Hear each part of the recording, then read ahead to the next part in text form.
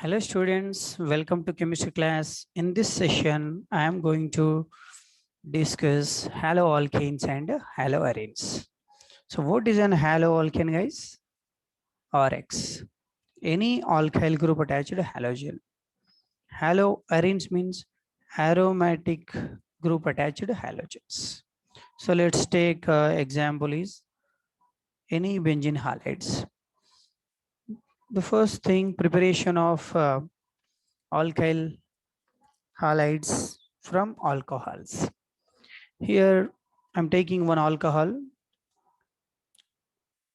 Alcohols on reaction with HCl in the presence of ZnCl2, zinc chloride, or Cl, and the byproduct is water. Here this combination of HCl and ZnCl2 is together called as Lucas reagent. What is the name of this? Lucas reagent.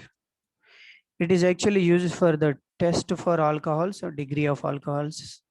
Okay, this degree of alcohols is mainly decided by based on the turbidity formation time. If it is a primary alcohol, it will never form a turbidity. If it is a secondary alcohol, 5 to 10 minutes time it will take to form turbidity. Tertiary, immediately it will form. So based on the time taking for the turbidity formation, turbidity means nothing but precipitation. Okay, if it is immediately forming, that is a tertiary alkyl halide. Okay, so here why tertiary will readily gives turbidity? The main reason for this, tertiary carbocations are more stable because they are more stable and they give the first precipitation. Okay, next these alcohols on reaction with the sodium bromide and sulfuric acid. Here this bromine will replaces hydroxyl group in ROH. You will get RBr and sodium bisulfate and byproduct water molecules. This alcohols on reaction with phosphorus trihalides. Here always 3 moles of alcohol converts into alkyl halide, and the byproducts are important in these reactions. H3PO3, where in that PX3, where X is equal to chlorine or bromine. Okay. On reaction with PCl5, the same alcohol will produces RCl, and the byproducts are here different, POCl3 and HCl. Okay, alcohols on reaction with red phosphorus and halogen. Here halogen may be your bromine or iodine only. You will get RX. Okay, so this hydroxy group is substituted by halogen. Okay, next alcohols on reaction with SOCl2, thionyl chloride. What is the name of this? Thionyl chloride. So you will get RCl and sulfur dioxide and HCl. Here, and the main important point in this is the byproducts formation. On reaction with the PCl3, H3PO3 is a byproduct. On reaction with PCl5, POCl3 and HCl. On reaction with SOCl2, SO2 and HCl. Okay. Here both the byproducts are gaseous in nature. That's what this preparation of alkyl halides with thionyl chloride is the best method of all the given. This is the best method because the byproducts are gaseous, they can readily evaporates out. So you don't need to go for any separation techniques. So alkyl chloride is a final product in this. Okay. Next one, from hydrocarbons, preparation of alkyl halides from hydrocarbon. Hydrocarbon means any hydrogen and carbon combination only, long chain alkanes. By free radical halogenation, I am talking about by free radical halogenation. Here, what type of carbocations are there? The terminal, both the terminals are primary and the remaining all are secondary carbocation. So you have two possibilities of substitution, isn't it? Okay, one is at a primary chlorine and other one is at a secondary. So which is major? Always secondary free radical is more stable. In the presence of sunlight or at a high temperature, this high temperature or heat, normally it is 400 to 500 degrees centigrade they will use. Okay, in the presence of UV light, free radical substitution reaction takes place. Free radical substitution reactions takes place. At high temperature or in the presence of sunlight or H nu, all of them enhances the free radical substitution reaction. Here is a question. The question reads, how many monochloro structural isomers are possible in this example? Here, guys, if you see it, this how many, this number of structural isomers are mainly possible based on number of degrees of, okay, hydrogens present in this molecule. Suppose if these two carbons, if you see both of them are primary, and this one is a tertiary, and this is a secondary, and this is also primary. But there are three primary, okay, one type, two type. This is primary, secondary, and tertiary. Three types are there. But this primary and this primary are different. So you will get four different products in this.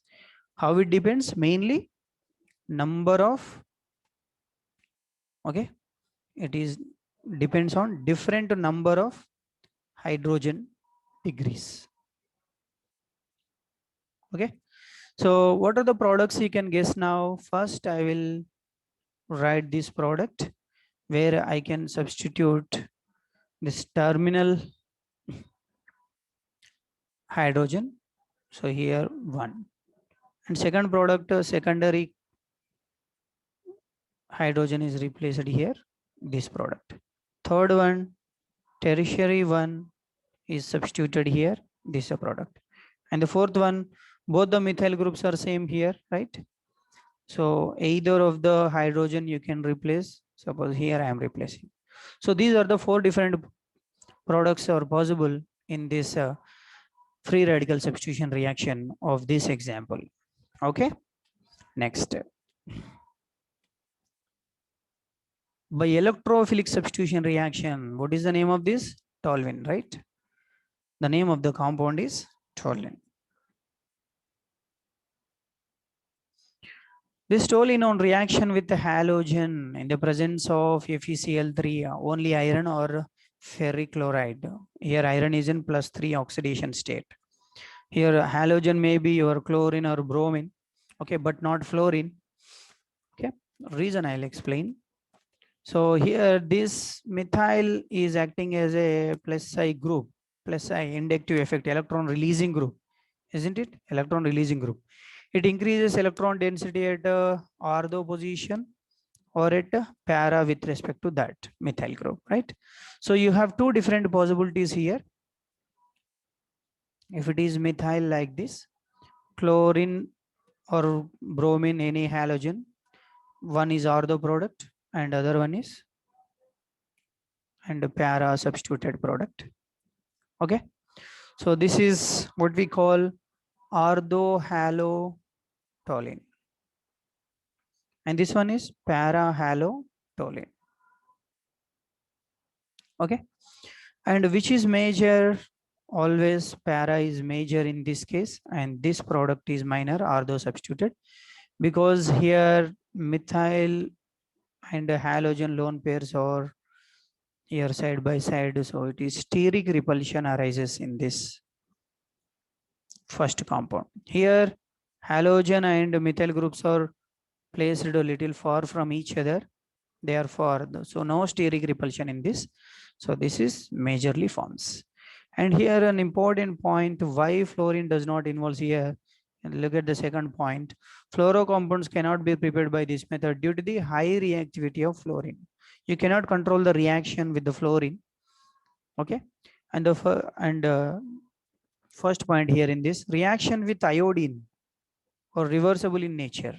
Look at this here, halogen X2, I am taking only chlorine and bromine, but I have not taken iodine. What is the reason for that? Here it is. Reaction with iodine are reversible in nature. Presence of an oxidizing agent like HNO3 or HiO4 are required to oxidize Ha. That is the main reason. That's why iodines cannot taken in this. If you take iodine in the place of X2, you should use these two reagents, HNO3 and HiO4, any of these, okay? This is about electrophilic substitution reaction. Next, Sandmeyer's reaction, okay? In the Sandmeyer reaction, so here, this is a static material. Sandmeyer reaction is the best method of preparation of aromatic halides, okay? And the name of the static material is aniline. Aniline on reaction with NaNO2 and HCl at 273 to 278 kelvins, it is also 0 to 5 degrees centigrade. Here temperature is very important because it is a temperature controlled reaction. In the Sandmeyer reaction, this aniline on the reagents, okay, it will converting into N2 plus Cl minus. The name of the compound is called, okay, it is N2 plus Cl minus. This is called benzene diazonium salt. Benzene diazonium salt, because plus and minus is there, na? So that's what it is called, salt. On copper, okay, Cu2Cl2 and HCl, the product you're going to get here on this diazonium salt is a easily replaceable group. This is N2 plus Cl minus, is an easily outgoing one, because N2 plus is unstable, but N2 is stable, right? So you'll get chlorobenzene and nitrogen as a product, byproduct. So here chlorobenzene is the main product here. On reaction with Cu2Br2 and in the presence of HBr, you will get bromobenzene as a main product. Again, nitrogen is a byproduct. On reaction with copper cyanide, you will get cyanobenzene and nitrogen as a byproduct. So the three reactions here, okay, these three reactions are called as Sandmeyer reaction. Not all the reactions are here or Sandmeyer, okay. Preparation of chlorobenzene, bromobenzene, and cyanobenzene comes under Sandmeyer reaction. Remember this. If it is given instead of Cu2Cl2 or Cu2Br2, if powder is mentioned, copper powder or simply copper by HCl, like this in the second case, Cu by HBr, we call them as Gattermann reaction. Here also you will get chlorobenzene. If you use copper powder and HBr, you will get bromobenzene. This, in the presence of powder, the name of the reaction changes. That is called Gattermann reaction. Gattermann reaction. This is the difference between Sandmeyer reaction and Gattermann reaction. In Sandmeyer reaction, cuprous chloride, copper is in +1 oxidation state. Okay, Cu2Cl2. If it is used, that is a Sandmeyer reaction. If powder is used instead of these solutions, CuCl2 and Cu2Br2, that is called Gattermann reaction. And we have created chlorobenzene, bromobenzene, cyanobenzene. Now, how to get fluorobenzene? If you use HbF4 on diazonium salt, you will get fluorobenzene as a main product. If you use potassium iodine, potassium iodide, you will get iodobenzene. On reaction with water, you will get phenol. Phenol is a main product. On reaction with H3PO2, you will get benzene. Benzene as a main product. So this Sandmeyer reaction is very, very important. Benzene diazonium salt is an intermediate forming in this. And this is a very good intermediate. With the single intermediate, you can get number of products. You can see here, right? Okay. So here Sandmeyer and Gattermann are important. Next, I'll talk about this compound, cyanobenzene. Cyanobenzene on hydrolysis. What happens, guys?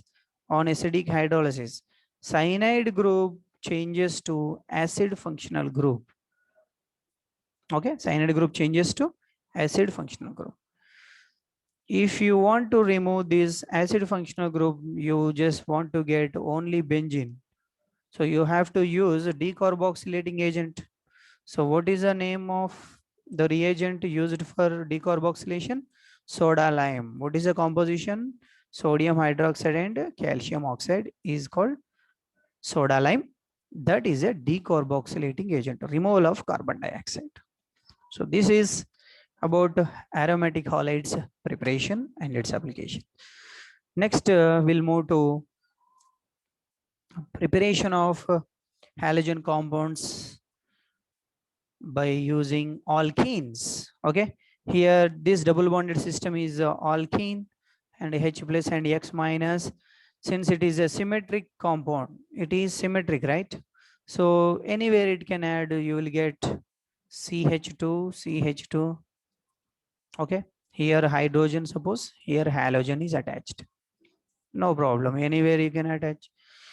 Okay, next, this is an unsymmetrical alkane, isn't it? This is an unsymmetrical alkane. In this case, which rule you are going to follow? Markovnikov addition. Markovnikov's addition. What is Markovnikov addition? Negative part of the reagent. Negative part attaches at less hydrogens containing carbon. Less hydrogens carbon. That is Markovnikov. Anti-Markovnikov, it is opposite. Negative part attacks at more hydrogens containing carbon. So here H plus and I minus iodide will attack on the middle carbon. So you will get, okay, 2-iodopropane as a major product. Okay, here it is just HBr addition. Here less hydrogens and more hydrogens. Along with the less hydrogens, this is also benzyl carbocation intermediate is forming in this, so it is more stable. So Br minus will attack at this carbon benzylic position. Okay, so here is bromine attack. This is a major product, right? So this is a Markovnikov addition. This one is also Markovnikov addition. What about here, guys? It is simple HBr addition. You follow Markovnikov addition. Here Br minus will attack in the middle carbon. So you are going to get CH2CH, double bond becomes single bond, and CH2 becomes CH3, and here bromine attack, right? But here look at this. In this case, it is not simple HBr. Peroxide is also present. So wherever peroxide presence is there, what happens?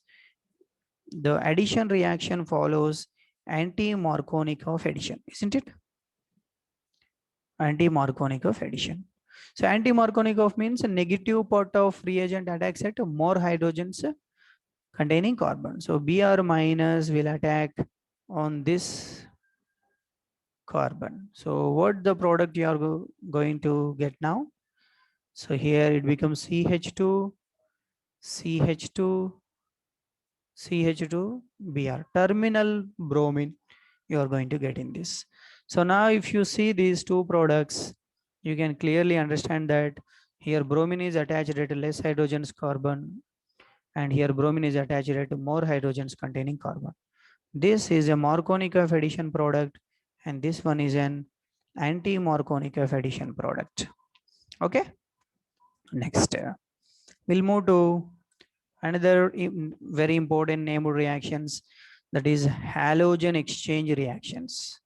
Simple halogen is exchanged, okay, in these reactions. That means you already start with an halogen Rx. Look at this Rx. Here halogen is already there. You are going to get another alkyl halide with this Finkelstein reaction. In this reaction, this alkyl halide is used. Iodine is going to replace this X.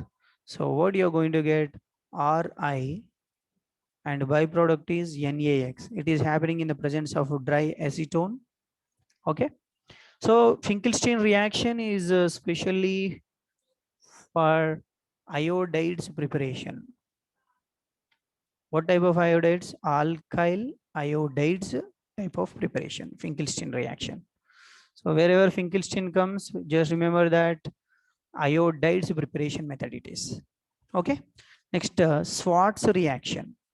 In Schwarz reaction, here also it is a type of halogen exchange reaction. So here CH3Br I am starting with. Okay. And silver fluoride. Here silver fluoride is a metallic fluoride. Not only silver fluoride, you can take Hg2F2, COF2, SBF, anything you can take, which is having a fluoride source. F minus source should be present in these metallic fluorides, because Schwarz reaction is only for fluorides preparation, alkyl fluorides preparation.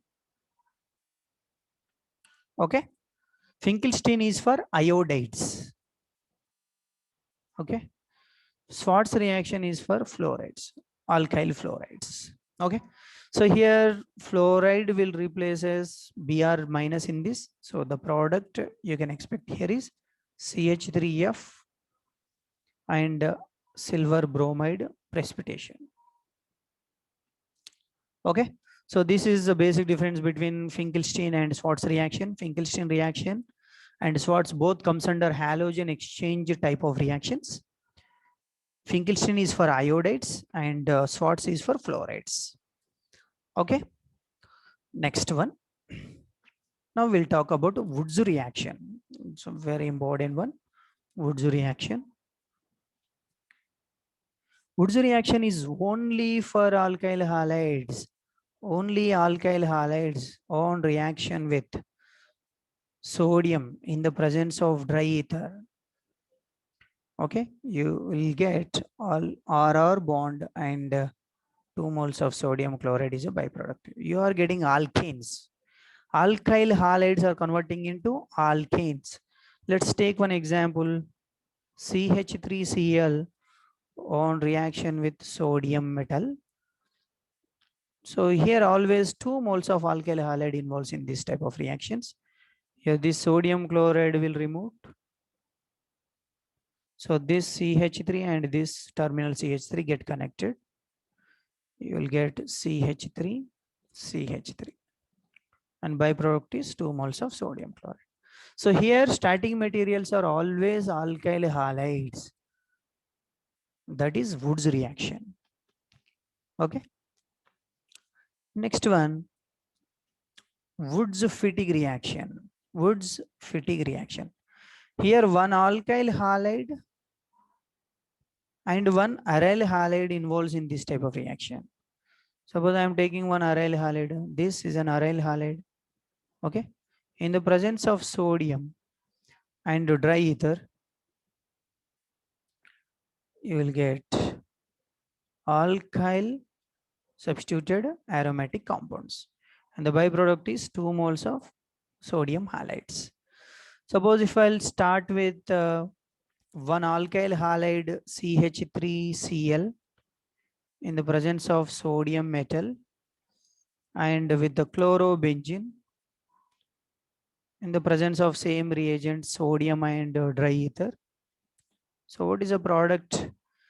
The middle 2 moles of sodium chloride is eliminated. So this methyl group and benzene phenyl ring get attaches together. So what is the product you're getting now? Toluene is a major product. And byproduct is 2 moles of sodium chloride. So in Woods reaction, if you see here in Woods reaction, it is only alkyl halides. Woods fatigue, one alkyl halide, one aryl halide. Now in fatigue reaction, it is only aryl halides. It is only for aromatic halides. Suppose I am taking aromatic halide on reaction with sodium and dry ether. So I'll get 2 phenyl rings attached together. We call them as biphenyl compounds. We call them as biphenyl compounds and byproduct is 2 moles of sodium chloride or sodium halide, anything you can. Okay.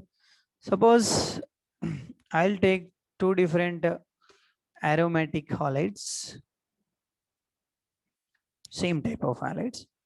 Chlorobenzene on reaction with sodium. Okay, so sodium chloride elimination takes place. So this phenyl ring and this phenyl ring get connected now. It happens in the presence of dry ether only.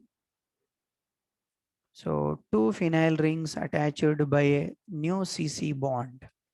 Okay, this is a new CC bond formed in this. Okay, new CC bond formed in Woods reaction. Whether you take Woods reaction, Fittig reaction, or Woods Fittig reaction, what is a common feature in all the cases? A new CC bond is forming in this type of reactions. And byproduct is 2 moles of sodium chloride. Fine. Okay. Next one. So this is the basic difference between Woods reaction, Woods Fittig, and Fittig reaction. Woods is only for alkyl halides. Fittig is only for aryl halides.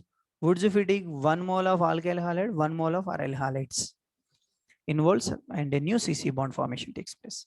Next one, phosgene. Next one, phosgene preparation. Phosgene is an extremely poisonous gas. Okay. It is prepared from chlorine on exposed to atmospheric air. Chloroform on exposed with atmospheric air. 2 moles of chloroform on reaction with oxygen in the presence of light. That means simple sunlight is enough for this. You will get COCl2 plus 2 moles of HCl. This COCl2 is phosgene, and its structure, if you see, this is how it looks. And what is the hybridization of carbon in this? Okay, you can guess it easily. What is the hybridization of this carbon? Central carbon atom. There are 3 sigma bonds, so sp2 hybridization. It is having trigonal planar geometry. And bond angle is 120, right? And this phosgene is a extremely poisonous gas.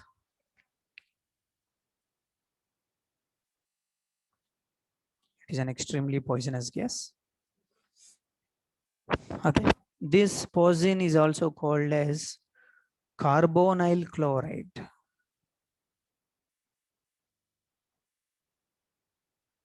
That's COCl2. Carbonyl group is there, na? C double bond O. That's what. Okay. This is about phosgene. Its preparation method. Mainly it is coming from chloroform on reaction with atmospheric air. COCl2 is forming. That is phosgene. Next one, DDT, dichloro diphenyl trichloroethane. Okay. It is mainly prepared from chloral on reaction with chlorobenzene. Chlorobenzene, how many moles you are taking? 2 moles. And in the presence of sulfuric acid, DDT is formation taking place. So how it happens, let's see that. First, I am taking 2 moles of chlorobenzene. 2 moles of chlorobenzene, I am drawing like this. And here one para hydrogen. Here one para hydrogen is having in these molecules. And here C double bond O H. And CCl3, right? That means 3 chlorines are here like this. This is chloral. Okay, it's a stable one in the presence of sulfuric acid, H2SO4. Now tell me, what is the function of sulfuric acid? Sulfuric acid acts as a dehydrating agent, isn't it? Acts as dehydrating agent. Removal of water takes place from these 3 moles. 2 moles of chlorobenzene and 1 mole of chloral. Here 1 hydrogen, here 1 oxygen. Here water is sucked out of the molecule. 3 different molecules. So water is gone. Now this carbon, chlorobenzene carbon, para carbon, and this para carbon and this carbon. a new CC bond is forming. This is a new bond formed, right? Okay. This entire structure is called DDT, dichloro diphenyl trichloroethane. Look at it, DDT. And it is prepared from chloral and phenol in the presence of sulfuric acid. And this DDT is a powerful insecticide.